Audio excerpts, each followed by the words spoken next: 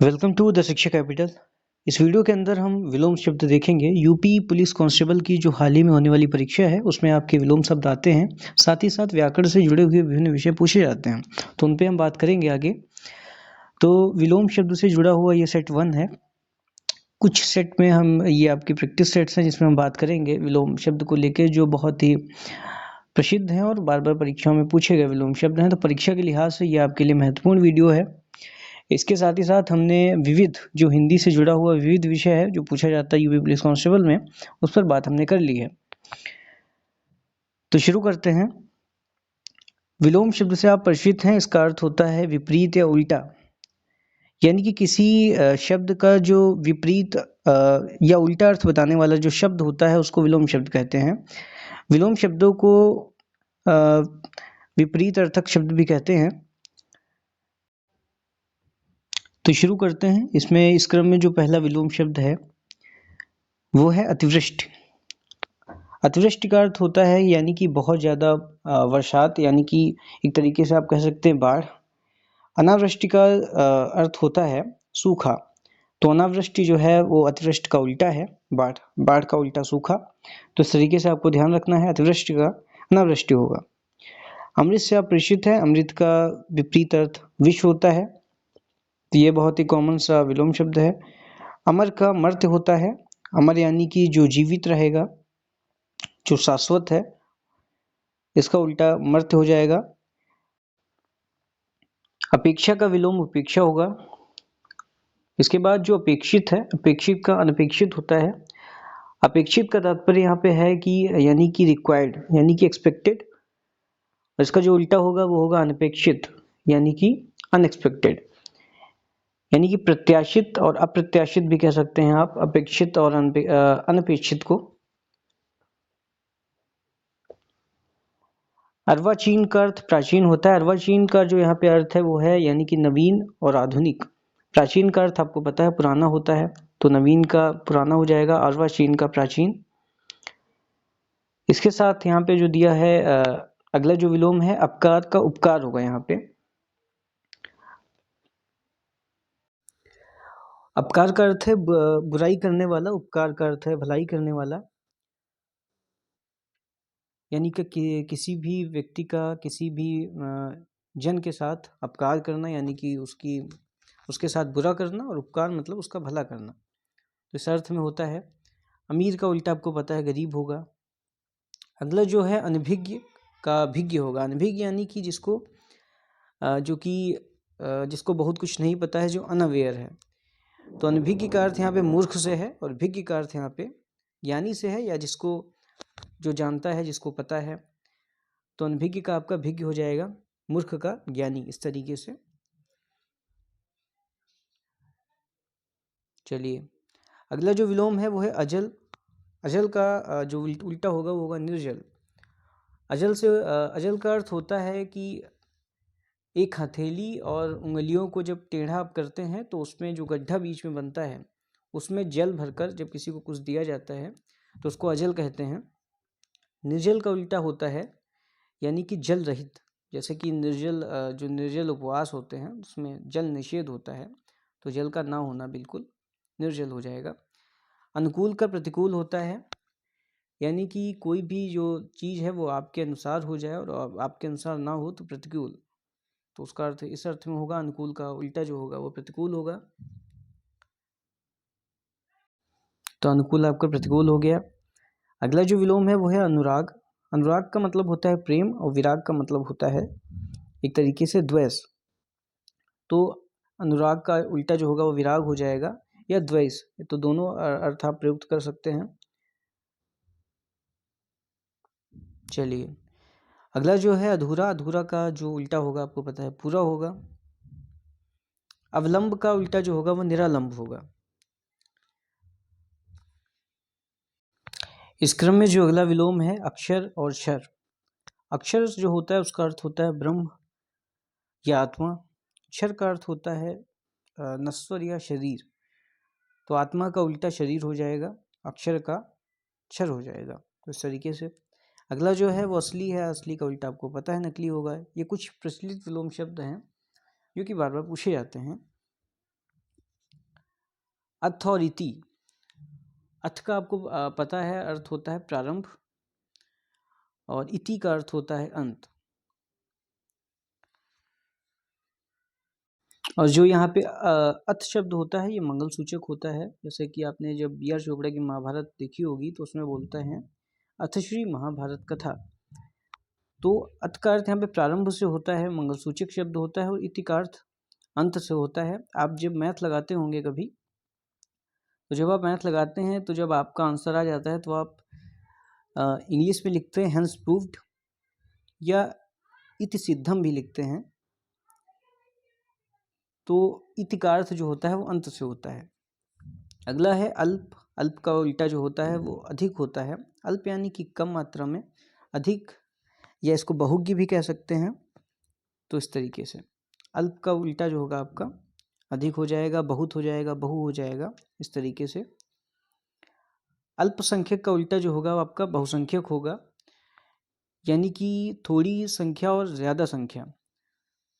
जैसे कि अल्पसंख्यक यानी कि माइनॉरिटी, जो जिसको माइनॉरिटी बोलते हैं, किसी भी देश या समाज में जो समूह होता है जो कम मात्रा में होता है, कम संख्या में होता है, उसको हम अल्पसंख्यक कहते हैं।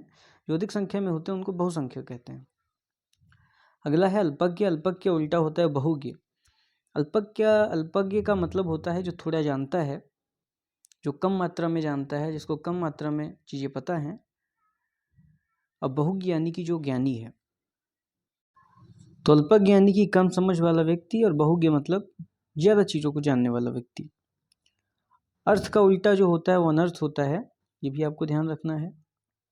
अर्थ के कई अर्थ होते हैं, जैसे कि अर्थ का संबंध धन से भी होता है। ठीक, आगे बढ़ते हैं। आगे है कि अत्यंत का उल्टा अनत्यंत होगा।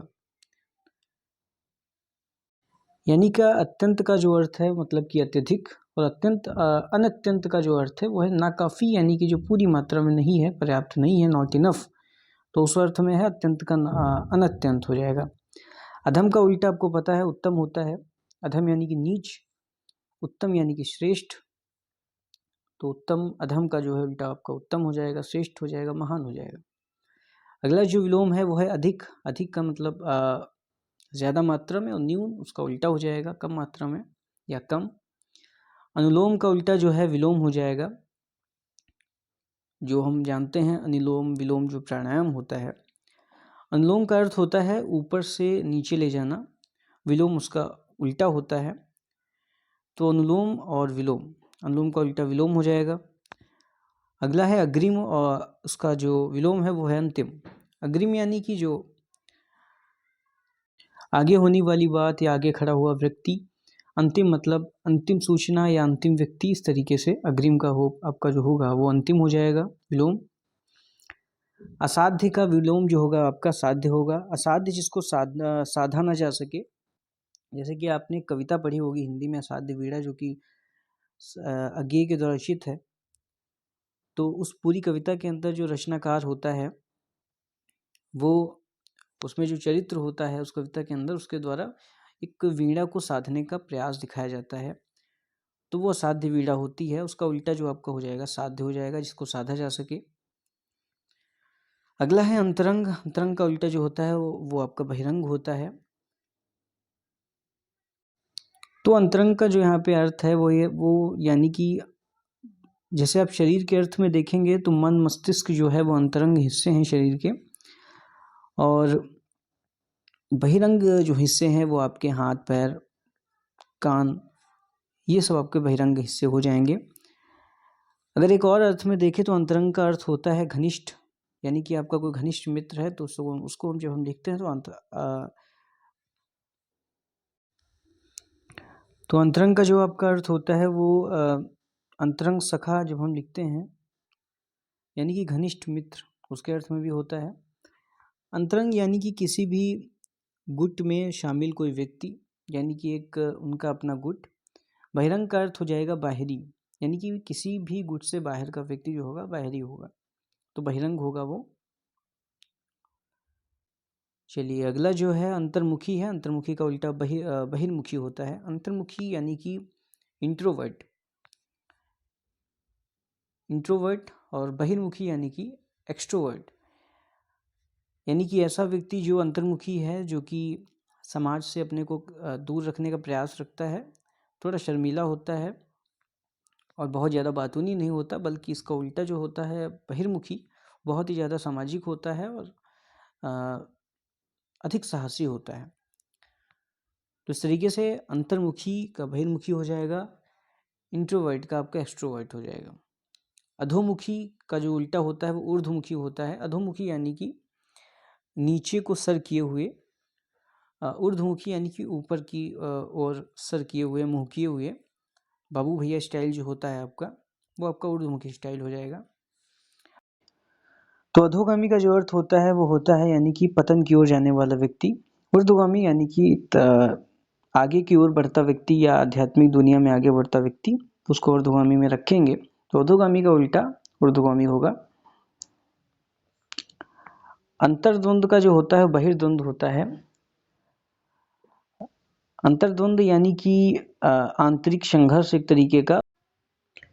इस क्रम में जो अगला विलोम शब्द है वो है अनिवार्य। अनिवार्य का उल्टा होता है वैकल्पिक। अनिवार्य मतलब कंपलसरी। आप किसी भी परीक्षा में बैठते होंगे तो उसमें प्रश्न आता है कि, उसमें प्रश्नों के संबंध में आता है कि ये सारे प्रश्न करना अनिवार्य है, यानी कि कंपलसरी है। वैकल्पिक यानी कि होता है ऑप्शनल। कई ऐसे प्रश्न भी आते हैं जो कि ऑप्शनल होते हैं, 2 प्रश्न दिए रहते हैं और बीच में और लिखा रहता है अथवा लिखा रहता है, तो आपको उसमें से एक करना होता है, तो अनिवार्य का उल्टा वैकल्पिक होगा। अवनी का उल्टा अंबर होगा। अवनी मतलब धरती होता है, धरती का पर्यायवाची है अवनी। जो अंबर है, अंबर का अर्थ मतलब आकाश, तो अवनी का उल्टा आपका अंबर हो जाएगा। अग्नि का उल्टा जो होता है वो जल होता है, ये भी ध्यान रखना है आपको। अवलंब का उल्टा जो होता है वो निरालंब होता है। ठीक, आगे बढ़ते हैं। 2-4 और बचे हैं विलोम शब्द। अचल का उल्टा होता है चल। जैसे कि आपको पता है 2 तरीके की चीजें होती हैं, चल और अचल।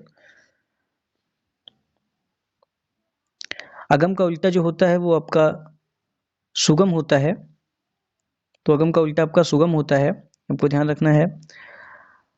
असीम का जो आपका विलोम होगा वो होगा सीमित। असीम यानी कि उसकी कोई सीमा नहीं है। सीमित यानी कि एक उसकी संख्या है जहाँ तक वो है, तो सीमित मतलब एक अनुपात तक, एक मात्रा तक। असीम मतलब जिसकी कोई मात्रा नहीं है। तो ये कुछ विलोम शब्द हमने देखे सेट 1 में। ऐसे ही महत्वपूर्ण विलोम शब्दों पे चर्चा करेंगे जो कि परीक्षा के लिहाज से महत्वपूर्ण है, बार-बार परीक्षा में पूछे गए हैं। इससे पहले हमने जैसा कि बताया, हमने विविध पे बातचीत कर ली है, तो विविध से जुड़ा हुआ जो वीडियो है वो आपको चैनल पे दिखेगा। ऐसे ही जो व्याकरण से जुड़े हुए टॉपिक हैं उन पे सेट्स आते रहेंगे, प्रैक्टिस सेट्स, जिससे आपकी परीक्षा जो है वो अच्छे से उसकी तैयारी हो सके। फिर मिलते हैं नेक्स्ट वीडियो में, तब तक के लिए जय हिंद।